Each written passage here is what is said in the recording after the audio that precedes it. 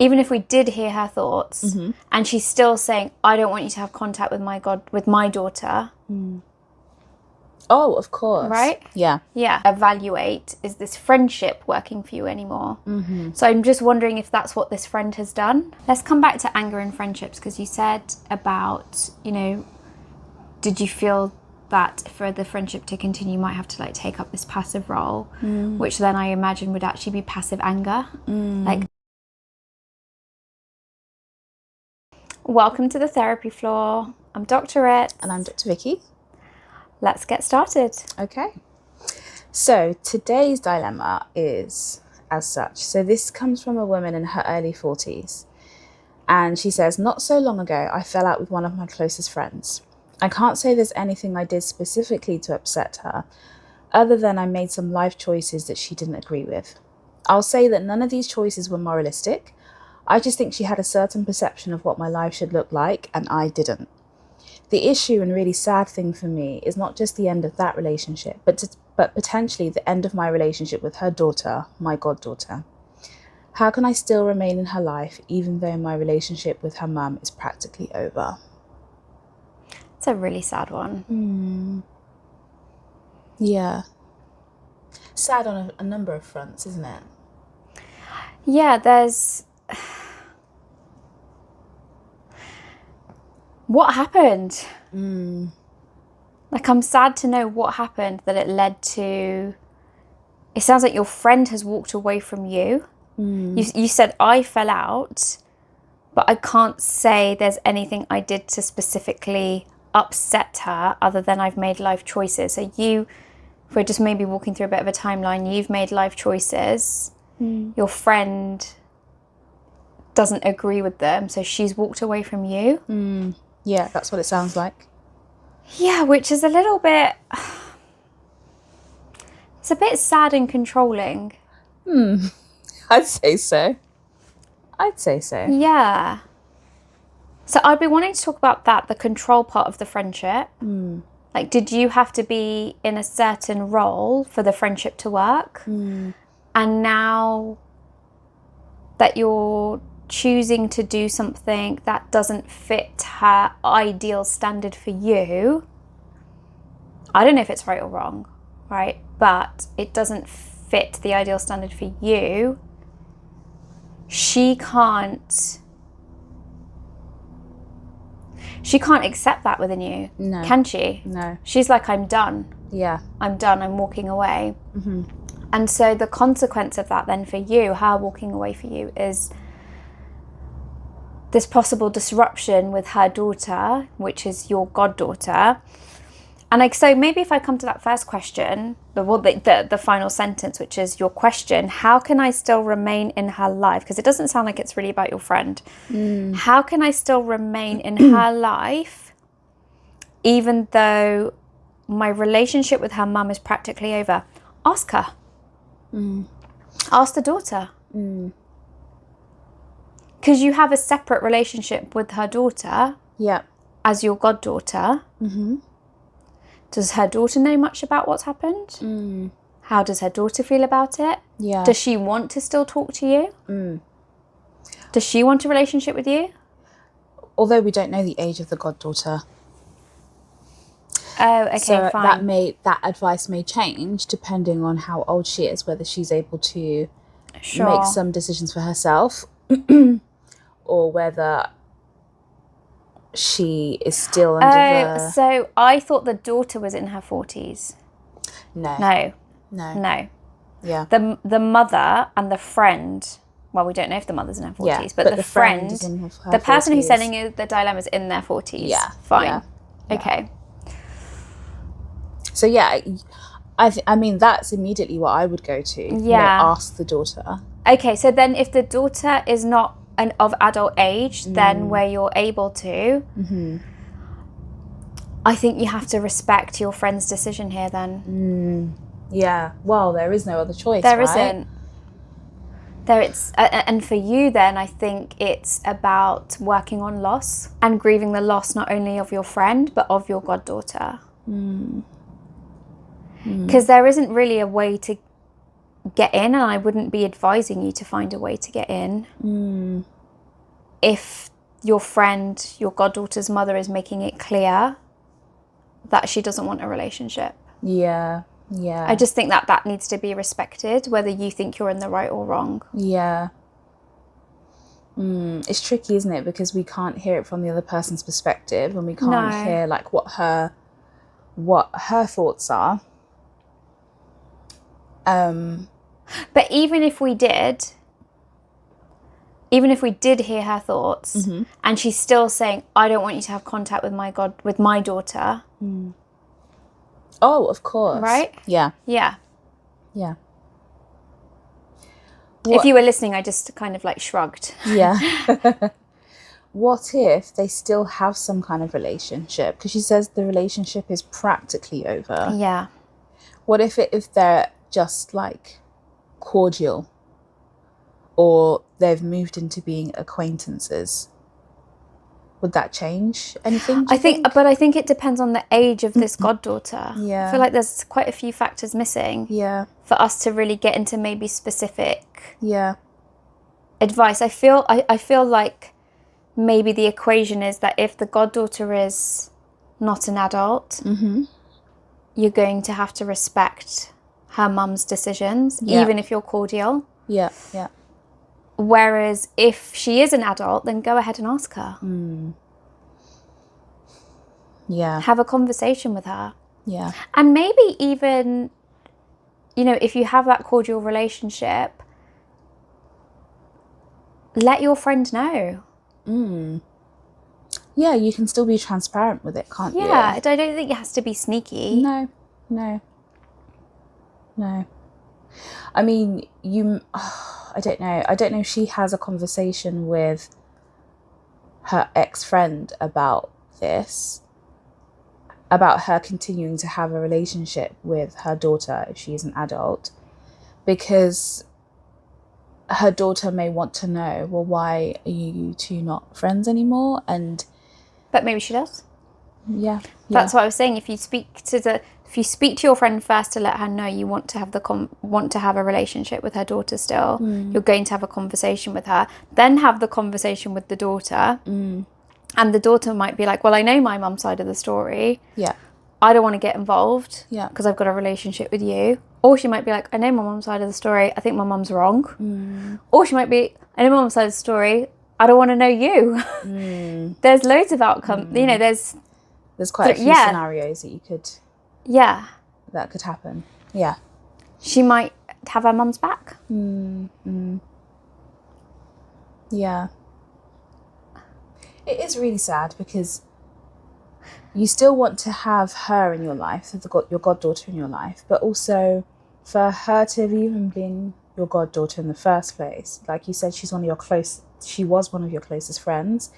And the loss of that, I'm sure, is really painful, But I just think it's interesting that she's not saying, how do I repair my relationship with my friend? Do you think she should be? I don't know, but there's just nothing about the friend. Yeah. It's this has happened with the friend, and I want the goddaughter. Yeah. Yeah. It's not like, how can I maybe have a conversation with my friend? How can we agree to disagree? There's just it doesn't feel like there's any want or desire for a communication with her friend. And I feel like our response, but being that we're getting at the sadness, is going to go towards that. Yeah. I don't know if she wants that. Yeah, she may. It just feels like she doesn't to me. She's kind of like, yeah, she's done with it. Yeah. She's done with it. Yeah. But are you doing that as a protective mechanism because your friends walked away? Or do you like, fine, if you walked away from me? I think maybe there is some level of, I can't accept that my friend would fall out with me or walk away from me because my life is not according to her standards. Yeah. Are you angry at your friend? You know, can we be angry in friendships? Does it have to be over? This is a good question. This is what the dilemma's about. This is a good question. Can you be angry and have a relationship survive, a friendship survive? I think so. I think so. I don't think it's easy. No. And I think it will just like be... I think it will have such a physical reaction in you. Like you'll have such a somatic experience to the uncomfortableness of it. Yeah. Yeah. It depends what the person has done. It depends what the rupture is about. Yeah. Let's go with this one. I think this one is hard to come back from. I mean, if I was speaking to her friend that has walked away from her, I would be questioning, what was your friendship based on? If I were talking to the ex-friend or the friend that walked away, I would be questioning, like, what was your relationship? What was your friendship based on? Was it based on living similar lives? Like, I think it's a huge thing for you to decide, I don't agree with how you're living your life, if it's not a moralistic one. It's not like anyone is doing any harm. It's not like unethical. If you just don't like what she's about, is that a good enough reason to sever a close friendship? Do you know what I mean? I think that would be enough to sever a friendship that wasn't really strong. Yeah, I see that and I hear that. I'm just gonna like flip it a bit. What if this is now if I'm just gonna be like the friend, and what if this is a pattern that's kept occurring throughout their friendship, and this has been like the last straw? Yeah. Like I'm making a choice to maybe go back to a relationship that my friend thinks is toxic, because I see this happen quite a lot in friendships when it comes to the therapy room. Yeah. And sometimes we might be getting the friend to think it's okay for friendships to outgrow themselves. It's okay to sometimes walk away from a friendship when you feel like your values are not matching, when you are maybe trying to get them to see a perspective they don't necessarily want to see, or you have different perspectives. Like, it's okay to be different. And if that doesn't work for you anymore, then you need to re-evaluate, is this friendship working for you anymore?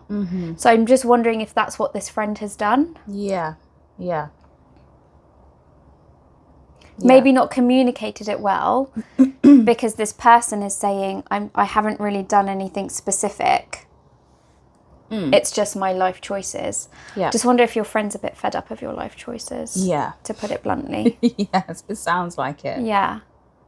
Which isn't nice for you, because everybody would want their friends to be with them through thick and thin. But I guess that also everyone does have limits. True. And that's like the fallibility of being a human. Yeah. There's also something here about, can relationships exist if values aren't aligned? Or can you find something to come back to? Yeah. Because I can't say that I may have the same values as all of my friends. No, but if there's a conversation that keeps happening about a specific opposition or of values, and you might feel like exasperated by it. Or I could see it as, she's doing her thing, I'm going to let her do it. Yeah. If it doesn't affect me, I'm going to do me. And this is where I think the element of control comes in a little bit. Because I think there could also be an element of,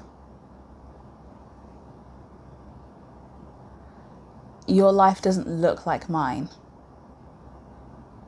and therefore there is no space for you in my life, which seems harsh.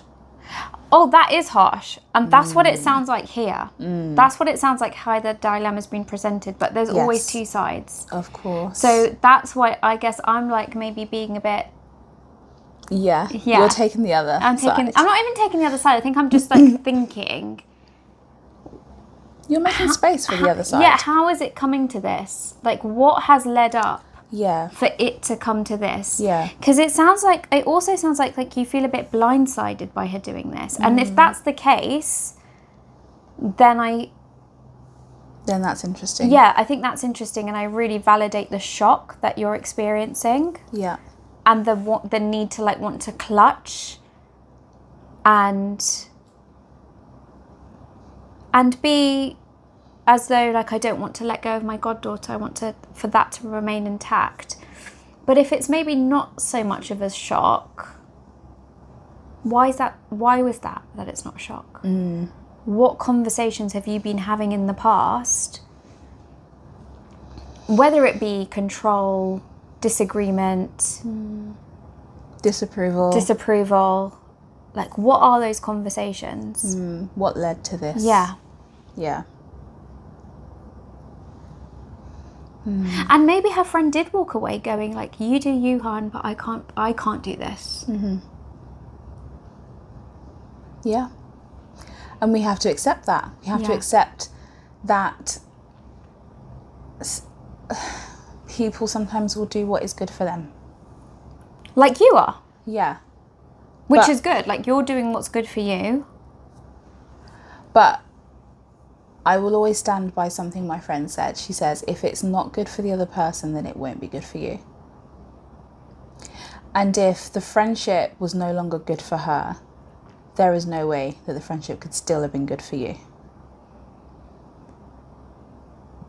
That's an interesting point. Yeah. Because what would the friendship have been based on? Would you be thinking about pacifying her? Meeting her demands? Trying to prove yourself to her? That wouldn't be good for you. It lacks authenticity then, doesn't it? Yeah. Let's come back to anger in friendships, because you said about, did you feel that for the friendship to continue, you might have to like take up this passive role, which then I imagine would actually be passive anger, like anger at having to squash your needs and desires out of keeping the friendship going and alive. And if we just come back to anger then in relationships and in friendships, it just gets a bad rep, anger, because I think there's fear attached to the harm it can do. So if anger's coming up in a dyad, like there's the uncertainty of what's it going to lead to? Yeah. What's it going to spark? How is it going to explode? What's going to be the consequences of the explosion? How am I going to be scarred from it? Whereas anger is just another emotion. It's like giving you a signal, giving you a warning that you're thinking something, you're feeling something, and that need is maybe not getting met within you. And so when you can make space for that and be curious about it, and then having trust and safety in the friendship to take it to it, I think that is a really important factors about it. That's what's going to help you to bring it and get through it. And bringing it is, I don't think it's easy for the person bringing it, and I also don't think it's easy for the person receiving it. No. I think it's going to be hard for both. Yeah, totally. Because if you love someone, it's not nice to go and say to them like, I feel really let down by you, or I'm just so annoyed that you did this. Yeah. And you're just, in my mind, you're not taking responsibility, for example. Like, I'm just giving an example. And then for someone else to hear that, again, if you truly love the other person, to be like, it hurts. Yeah, I think I did that. And they see that. Yeah. And that really hurts now. Yeah. And I think a natural instinct from that is to run away. So then for the relationship to go like this. Yeah. I think it can take real maturity to handle assertive anger in a friendship. Yeah. And not everyone is capable of that. Some people will will revert to passive aggression, which I feel is quite insidious and quite, I don't know, it's just not very nice, it's very manipulative. Or they can turn into like physical or verbal aggression, like lashing out, and that is where... It's like quite intimidating then. Yeah, it is intimidating, it's bullying, it's... The intent is to hurt the other person in some way. I think it's also to get your way. Yeah. It's quite, it's forceful. Both of them in a way, the passive and the assertive. Or the aggression rather. Yeah, the aggressive one.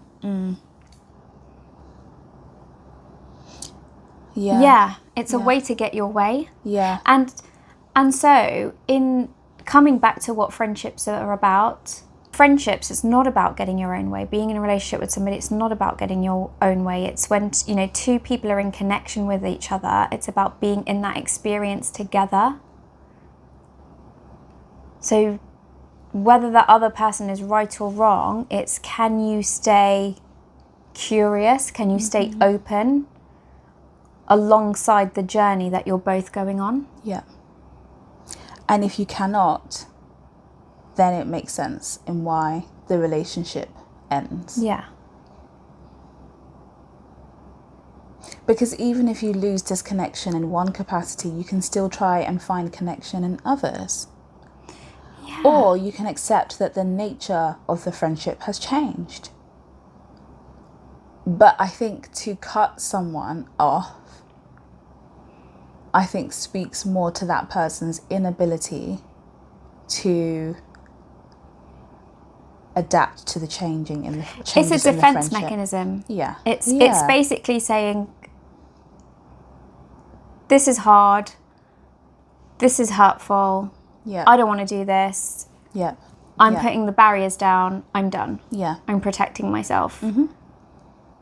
Yes. And that's often happened because that person doesn't know how to move through it. Yeah. How to keep themselves safe through it. How to lean on the trust in the relationship through it. Yeah.